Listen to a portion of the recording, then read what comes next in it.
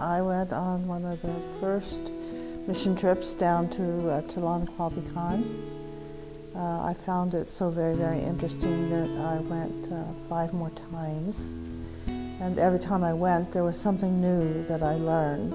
And I've had the privilege to visit with Terry and Muriel down in Telanquapican twice over the years. My 2 visits were about 15 years apart.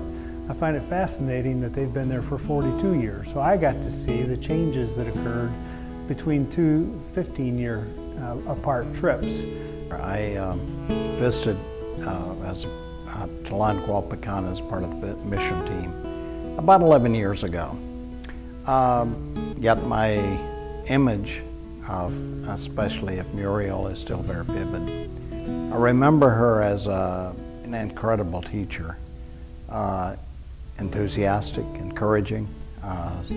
She seemed to have the capability of choosing those, especially the local residents, who had great capability of learning.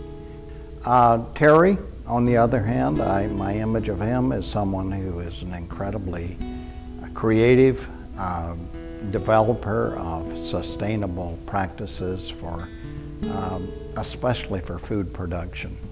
And it was really interesting. They've done a wonderful job of not only developing a piece of property there with livestock and with crops and with buildings and educational centers, but the education that they've been able to provide to the people there to teach them things to improve their standard of living has just been really neat to see.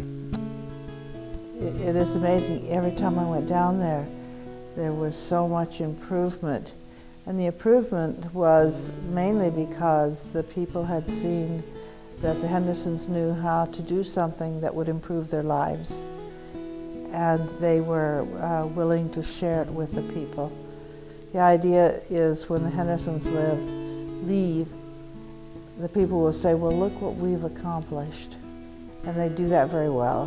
They do that very well. They don't go down there as teachers. They go down there as helpers.